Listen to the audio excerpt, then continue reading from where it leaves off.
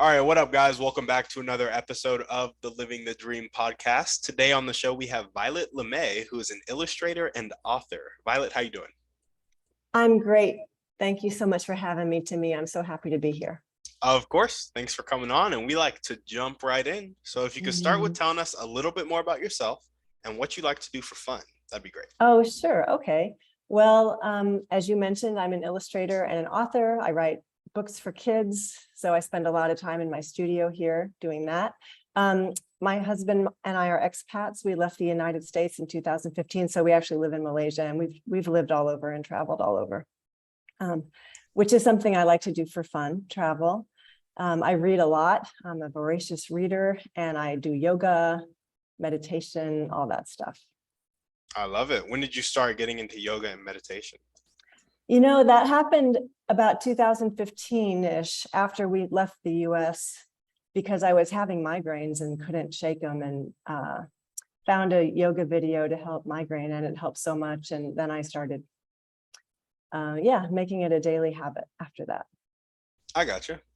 And so what does your daily life look like as an illustrator and author? Is it like grinding 10 hours a day on drawings, or is it pretty flexible? Tell us a bit about that. Well, it is flexible in that I work, alone with other people, but always remotely. And I'm just doing my own thing. They handle other parts of the projects.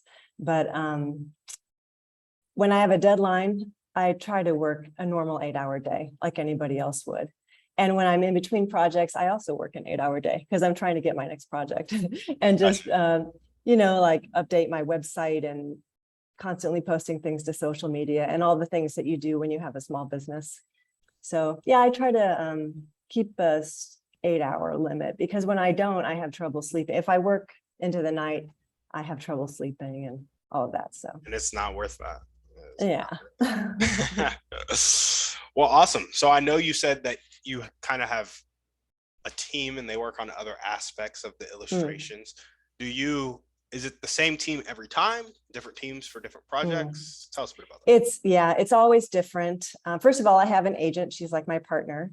She's in New York City, and she pitches my ideas to book publishers. And when a book gets sold, then whoever happens to be working at that publishing house, those are the people I work with, the editors and art directors and designers there. And it's different for every project. Mm-hmm. And so are they all only your books, or when you're doing illustrations for other books, is your agent also getting you those? Oh, she also gets me those. Yeah, she's amazing. I'm rarely without a job. She's a terrific illustration representative. Mm-hmm. So yeah, and the in-between jobs are a lot of, in between my own books, I do contract work for children's magazines, and sometimes I illustrate books that other people have written also. Okay, there we go. I love it. Yeah. Well, tell us a bit more about your motivation. What gets you up and keeps you going every day?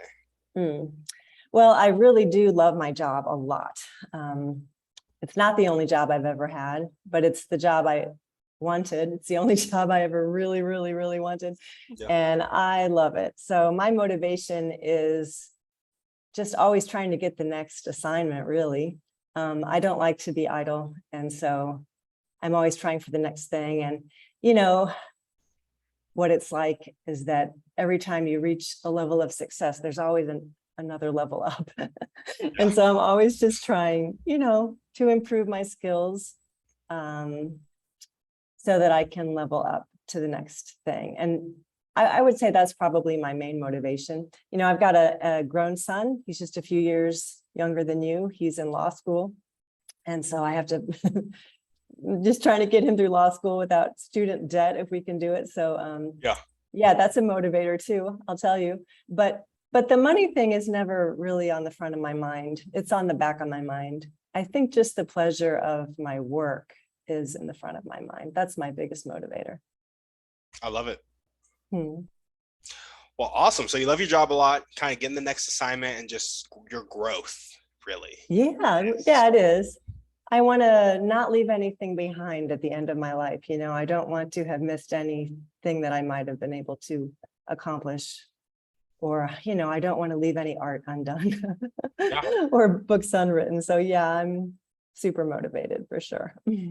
There we go. There we go. Well, let's talk more about your dreams and goals now. What is your vision for your life and vision for Mhm. your small business that you're running? Mhm. Well, my vision for my life is all wrapped up. It's like a mesh of family and work. So because we are expatriates, our life is complicated because we pop around and live a few years here, a few years there. And my husband is nearing retirement age. And so our next thing is we're wondering where we're going to settle when we retire, because we've been away from the US for so long. We are accustomed to like a certain price point for things. And we sort of feel like we can't even afford to go back to the United States, even just for Yeah. healthcare. Healthcare alone is daunting. So anyway, we're thinking right now we'll probably end up somewhere in South America. So we're learning Spanish and dreaming about that. And my husband's part-time job is just researching all of this and sorting it out. So he's super excited about that. And he's a very, very motivational guy. And so he gets everyone around him excited. Not that I wouldn't be excited about this anyway, Yep. but I'm super excited because he's getting me super excited about it. So that's my life dream. But then my son is a part of that. He is studying in New Zealand. We lived in New Zealand for 5 years and he's in university there. So I would like to live near him at some point. So And do you think he'll go to South America with you guys, or do you think you'll go there? Like, oh no, ah, I don't know. He's focused on his own hopes and dreams. And I think whatever his jobs are for the first part of his life, that's going to be where he ends up. So one day, if he starts having kids, wherever he is, I'll be there for sure. But and then professionally, I'd really like to, there's all kinds of dreams I have professionally. I've never had a New York Times best-selling book. That's my main one. I sort of chant that in the back of my head in my every free moment of every day. And I don't know, there are a few authors who are on my radar, and I see they're not necessarily well-known people, but I just see their lives, what they're like later in their lives, and how their lives are so rich and full because of the body of work that they've accomplished and that they're still doing. I know one author who has his local library is named after him because he contributed so much to children's book publishing. And just not that I want a library named after me, but I think there's just so much potential to contribute to the world. yeah. And yeah, I just want to make a contribution to help children's lives better, just to help kids feel loved and all that. So those are my dreams. I love that. So when you're writing children's books or illustrating for children's books, do you stick around a similar topic, a similar lesson? Because I know a lot of children's books kind of have a lesson, or how do you kind of pick and choose your work? Yeah, that's interesting. Well, when it's contract work, that I haven't written. Yes, you kind of gotta just do the illustrations. You kind of have to do it. But if I don't like the topic, just don't like it, or just can't do it for whatever reason, I'll turn it down. And that's only ever happened a very few times, but and I'd like to think I could write across a broad range of topics, but it seems to me that they always keep coming back to the same theme of love. I love kids and I just want to contribute a lot of love to the world.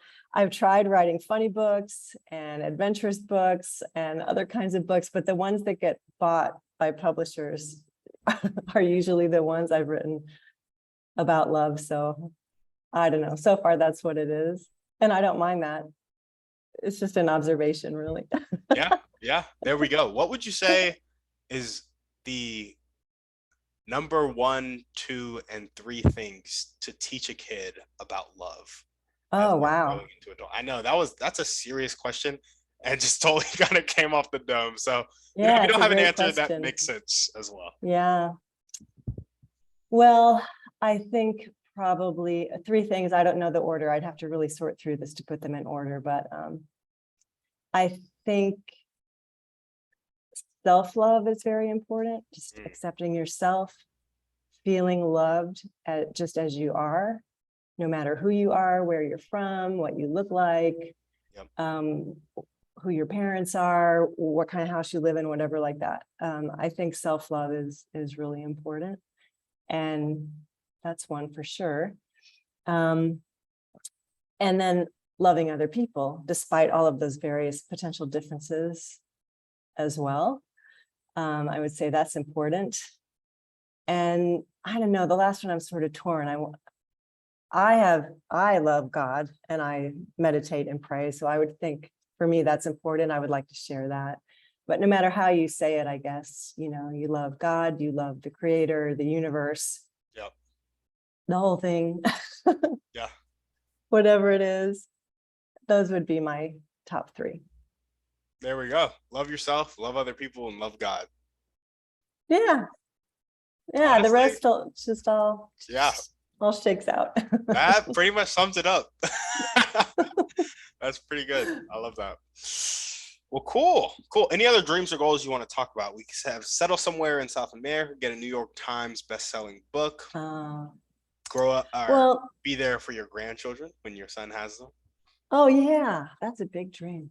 I have sort of a new one that's come up. This is a little bit sad, but ever since the mass shooting in Uvalde, I've teamed up with one of the families there whose daughter, who was a victim of the shooting, was an artist. And I started a website and a fund for them. And I don't know, my dream is that would take off nicely and be a comfort to that family. Yeah, for sure. That one's called Alithia's Art Angels. It's alithiasartangels.com. And it's right now an online gallery for children's art, and any kid can send in their art. And I put it up on the website so they can see it there. And yeah, we're making a fundraiser right now. By the time this airs, it will have ended. But yeah, the fundraiser. Spell that for us. Alithia. Yeah, Alithia. AL. Gotcha. Yeah. So anyway, I just hope, I have a hope and dream for that, and that mostly that it would, you know, just be a comfort to her family.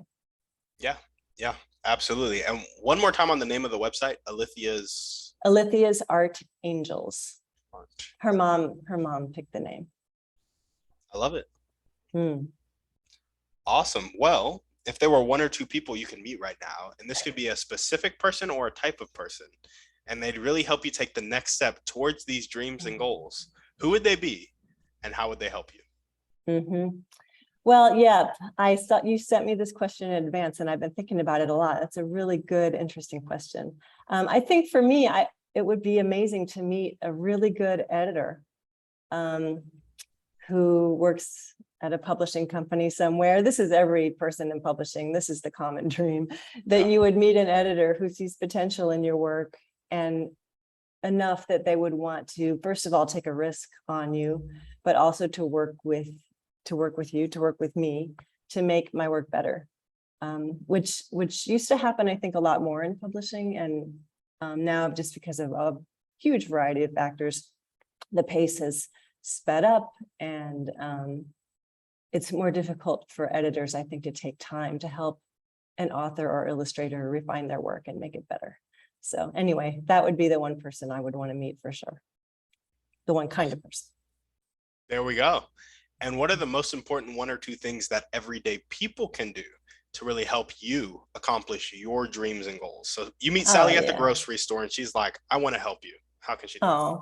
I love you, Sally, first of all. I would say for sure, just any type of support. For example, buying my books, that's huge, because if your books sell well, then you're more likely to get the next book contract. But it even goes beyond that. It's like, if someone bought my book and then left a review on Amazon, that would be even more helpful, because that helps too. And even though I think this is kind of silly, having a social media following also helps you get book contracts. The reason I think it's silly is because I don't necessarily think having a bunch of followers on Twitter or Instagram translates directly into more sales of your books, but it's a criteria that is noticed when when a potential publisher is looking at your project, and they're taking a risk, a financial risk, to publish your book. They want to see how many people you're bringing along with you. And so, yeah, it would help for people to follow all that stuff. It's everywhere. It's everywhere. Yeah. And it's always at Violet Lemay because it's a weird name. So I'm easy to find. Absolutely. There we go. Well, now we're going to jump into our Thriving Three. And our first question is, what's your favorite book, movie, or podcast? Pick one. Yes. Well, the book I have tons of favorite books, but the favorite book I want to mention to you, Timmy, is called Big Magic by Elizabeth Gilbert. Elizabeth Gilbert is famous for having written Eat, Pray, Love, and now she can write whatever she wants. Yeah. And that book, Big Magic, is about the creative spirit and creativity and how to harness creativity to make your work flow. And yeah, it's a fantastic book. I recommend it highly. What's your favorite part about it? Oh my goodness. Well, first of all, her humor, her writing is just amazing. But I think it also resonates with me because my experience with creativity really tracks with hers. And she's so eloquent. When I'm reading her words, I think, yes, that's exactly right, Elizabeth Gilbert. I wish I could have said it like that. Yeah. And she has so many funny and wonderful examples of all of her points. It's just, I love it. It's a great book. There we go. And what is one way you like to take care of yourself? Oh, yes. Well, let's see. I mentioned the yoga, and that's exercise for me, just like a little bit exercise. It's mostly self-care. I'm getting a little bit older. I notice it if I skip a few days, I get headaches. I just feel achy, and that's definitely my top way that I take care of myself physically. And then prayer. Always praying. When I don't pray, it's the same thing, but spiritually, you get achy and get spiritual headache. So yeah, those two things. There we go. Exercise and prayer. It really is wild how those small things, like, it doesn't take a really long time to exercise. Like, you can do it in 15 minutes a day. Some people like to spend an hour. Some people like to spend more, but you can get it done in 15 minutes if it's a really tight day. Yeah. And prayer, you can get done in 5 minutes. But that 20 minutes will make your day so much better. I know. I know. And then we neglect to do it. It's so easy to neglect it. Yeah. I know. It's a silly trap. But yeah. But yeah, you're right though. You could do it in 20 minutes. So just make it the first 20 minutes and then you don't have to think about it anymore. Just exactly. Launch off to the rest of your day. And sleeping too, right? Like if you sleep right, you hydrate well, you exercise, you pray, and you eat right, you're gonna feel so good. Like it's gonna be really hard to put you in a bad mood unless something like really crazy happens. Whereas like so true. When you're thirsty and tired, somebody can swerve in front of you and you just blow up. So anyway, just interesting stuff. Yeah, I agree. Well, awesome. What is one action step you can take right now or continue to take if you're already doing it to meet a really good editor who works at a publishing company? Oh, to meet the editor. Oh, geez, that's a tough one, especially because I live so far away. But yeah, if I was going to meet an editor, I guess I could. Okay, well, I could go to an event, like I could go to a trade show or something in the US, but I could also attend a Zoom event, and I do those things. In fact, your question just answered a question that I've been asking myself the last few days, because I pay just not much a month, but I pay to participate on a website called Inked Voices, which is kind of a social site for writers where you get, if you like, you can be put in a critique group. And you can also see they list various classes and stuff like that. And I was debating whether or not I should carry on with Inked Voices, but I think I will, because I have attended some really, really wonderful Zoom classes there where I've met some really amazing editors. So yeah, that's something I could and will do. Thank you. There we go. Of course. Yeah. Have you ever hosted one of those?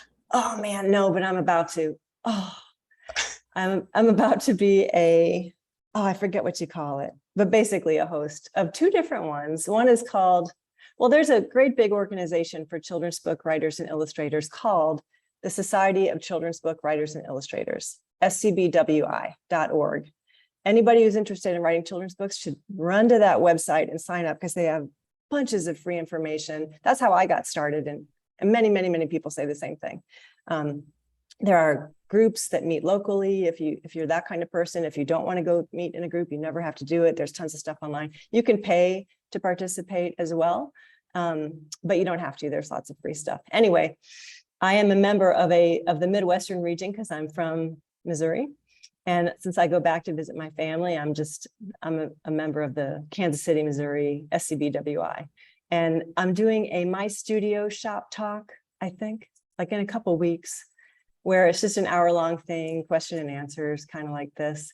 But then in November, the SCBWI is doing a much bigger event. It's an all-day thing, and I'm a panelist. And it's going to be interesting because I'll be in Malaysia, and we are exactly 12 hours behind the East Coast. So I'll be 12 hours ahead. I'll be 13 hours ahead of the Midwest. So it starts at 8 o'clock in my nighttime and goes all the way through. So I'll stay up all night to do it. Oh it's going to be gosh, an all-nighter for me. I know. And you were just talking about sleep, and it's so true. And the older I get, the worse it is for me. But I just thought, this is kind of something I've always wanted to do. It's a great opportunity. I'll just pretend I'm 20 and blast through it. Wait, so what time is it? It'll be fine. Are you 7 a.m. right now? Yes, 7:20 a.m. I know. And I was on the fence about it for a couple of days, but then I just decided to do it. And also there's still a chance, maybe I'll go home. Maybe I'll go visit my dad or something in November, and then I won't have to stay up all night. But anyway, I am a panelist there, so it'll be cool. There we go. Love it. Well, now we're going to jump into our final series of questions. All right. And all of these questions require a bit of pretext. I also didn't send them to you beforehand. So if you don't have an answer, that's okay. Just be like, I don't know. Let's move on. Okay. All right. Sounds good. So a lot of people have come on the podcast and they've said that the catalyst that helps people change from having a fixed mindset, not willing to accept help and not willing to accept change, to having a growth mindset, being willing to accept help and being willing to accept change. The catalyst that helps them make that switch is a personal choice that happens after either extreme inspiration or extreme desperation. Do you agree, disagree, have anything to add or subtract? Oh, I agree 100%. Yeah, 100%. It happened for me the bad way. I got you. Years and years ago. Yeah, but I don't know how much I have to add, except that I just agree. And I've seen it happen in my own life and just, around me, in the lives of people around me. Yeah.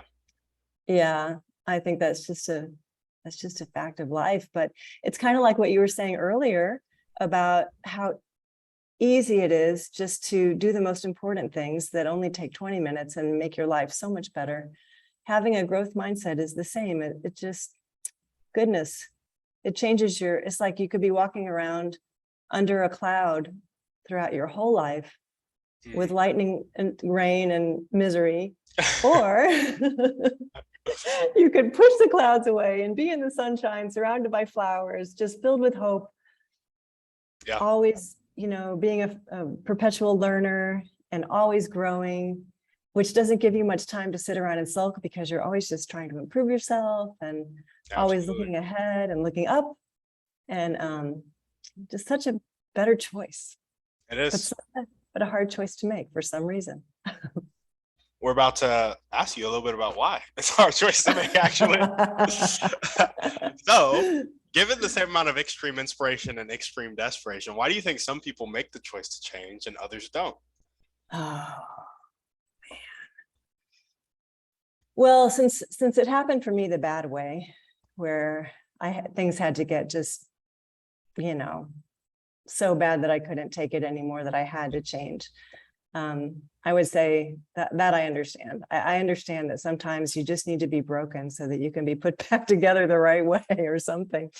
And I don't know if that's a kind of person or if that's a universal thing. That's just how it was for me. I don't know. I think some people are more stubborn.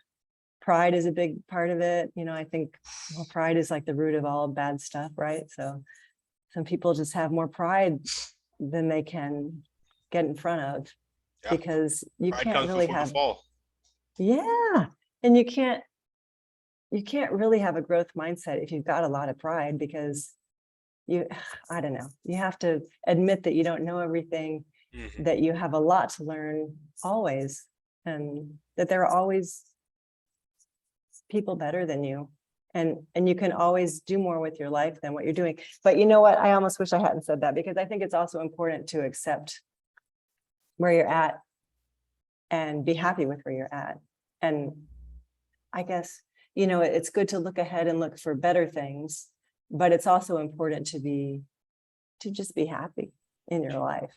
Yeah, I think a good distinguisher here for me, I read The Power of Now by Eckhart Tolle. And he talks about two things. He talks about your life and your life situation.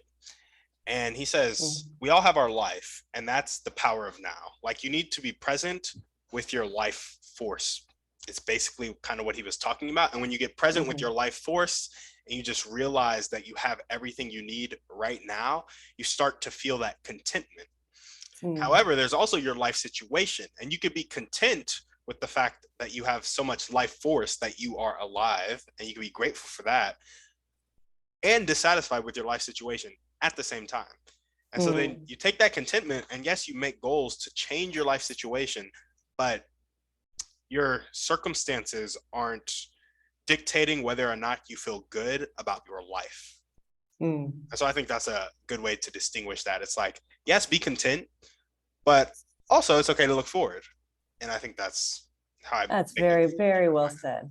Very well said. Thank you. Yeah. Shout out to Eckhart and that book. All right. It's a good one. Yeah, I'll check it out for sure. Thanks for the recommendation. Yeah, absolutely. Absolutely. Well, some people need a small amount of desperation or inspiration to change, and others need a larger, more consistent amount. What do you think establishes that breaking point, and can it be influenced? Oh, man. Wow. Well, the what, that's a tough one to answer, because I think that might be different for every person. And can it be influenced? For sure, I think. And I think the motivator might be different for every person. But ultimately, even though we're all different, we're all the same. And ultimately, I think people want to be happy, content, like you were saying. And I would like to think anyway, that a person can only remain unhappy for so long before you just have to make a change. I mean, if you're in a situation that's bad, and I know some people struggle with that, but I think the quest for happiness is the quest for contentment, I guess, is a motivator for people, whatever that looks like in your life. I feel that. I also think it's interesting. Do you know who Russell Brunson is?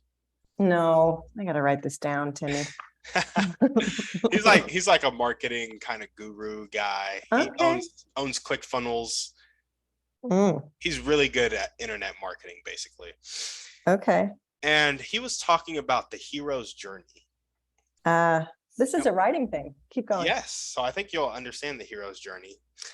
I'm not going to describe the hero's journey very well. Actually, you could probably describe it much better. But something I think is interesting about the hero's journey is when it comes into like notion of self.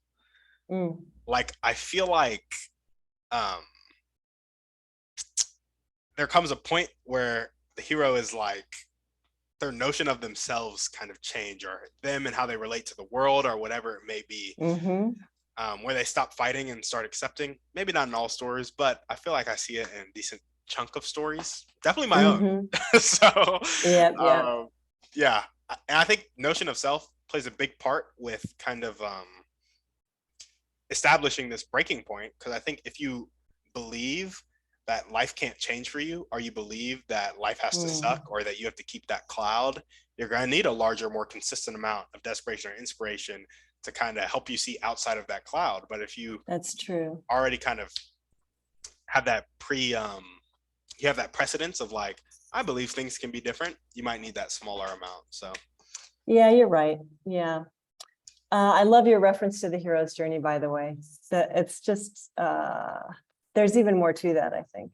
Oh yeah, I went to go study the hero's journey because like he briefly mentioned it, and I was like, oh, he kind of walked through it very basically, and I don't even think he mentioned notion of self in there. I just kind of put it in there because when I see the hero's journey, I kind of see the hero as how they see themselves as a part of it.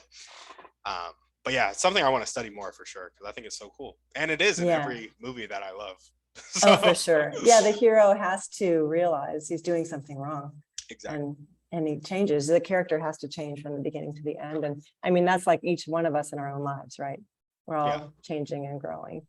Yeah. Absolutely. It's one of the reasons I love watching anime, and it's one of the reasons I like a specific type of anime, and it has to be like shonen, where it's like the heroes are the protagonist or whatever is becoming somebody who's has a really big goal.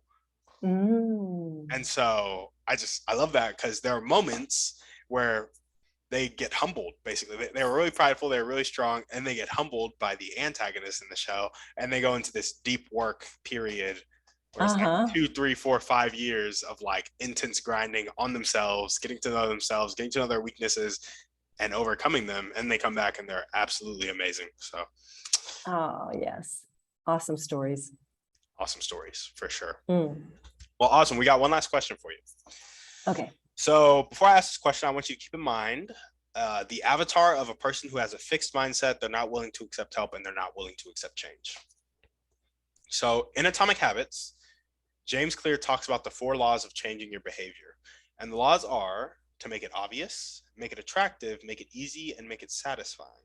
With that context in mind, in the avatar I just told you about, how can we, you and I, create an environment that makes it more obvious, more attractive, more easy, and more satisfying for that avatar to make the choice that will change their life? Oh, wow. Boy, that's a tough one. I feel like, I don't know about you, Timmy, but I feel like I'm asking myself that question a lot in my life, just for the people around me, and just trying out different strategies and techniques. I think patience is important there. Very, very important. And maybe the most important thing of all is persistence. Persistent patience, because it's difficult for people to change, and they're only going to change if they want to change. And I don't know, in my experience, at least with the people in my life, I feel like there's only so much that I can do to help a person change. But yeah, making it more appealing and all of that, enticing. I think taking a gentle approach, being patient with the person and with yourself, because you're going to try so many times and fail, and just to keep thinking and being open and learning so that you can get better at it, better at being the opposite of that avatar, so you can help that person come toward the light. And I don't know, I pray a lot. There's a Bible verse I think about all the time, and I can't remember where it's from in the Bible. It's the Old Testament, and it's something like, you hold the king's heart in your hand. And whenever I'm dealing with a person who I think is immovable, and I've tried everything and I just am stuck, I just go throughout my day thinking, okay, God, you hold this person's heart in your hand. I don't, but you do. And I have to say that when I pray about this or anything, I see more results. So I don't know. That's tough. You know, and a lot of people are dealing with things that we won't understand either. I feel like we're simpatico on this. Optimistic people, the sunny sky people. I feel like, well, I have some people in my life who deal with clinical depression or have just had catastrophically awful things happen in their lives that I can't imagine, because I haven't been in that situation. I've never been on medication for depression or anything like that. But I think people who are in just such a different world. And because our worlds are so different, it might be more difficult for us even to understand how we can help. So I don't know, but reading up on that stuff, if you're dealing with someone in a situation like that, there's tons of help for people who are in those relationships with those people to help them. So I would recommend research also, because help exists for people, the sunny people, to help the cloudy people. Well, there we go. Awesome, Violet. Thank you so much. Oh, thank you, Timmy. This has been an absolute pleasure. Of course. Is there anything else you want to chat about before we sign off? No, I just want to say I really enjoy your podcast. I'm so impressed with you. I think you are so just like, I heard you say your age once on your podcast and I almost fell out of my chair. I thought, no way, that this guy is this young. You're very, very wise for your years, and you're already helping so many people. And I don't know, it's impressive. Your parents must be very proud of you, I would say. Thank you. Thank you. I appreciate that. Mm. Well, awesome. Violet, thanks for coming on the show. Thanks for having me. Of course, if you guys are listening to this and you loved what Violet had to say, make sure to go check out some of her books. Leave them reviews if you like them. And yeah, just hit her up on social media, follow her on social media. All the links to do so will be down in the show notes. As we always ask, go ahead and shoot this podcast over to 1 to 3 people you know need to hear this message. Shoot us a 5-star review on iTunes, and we're out.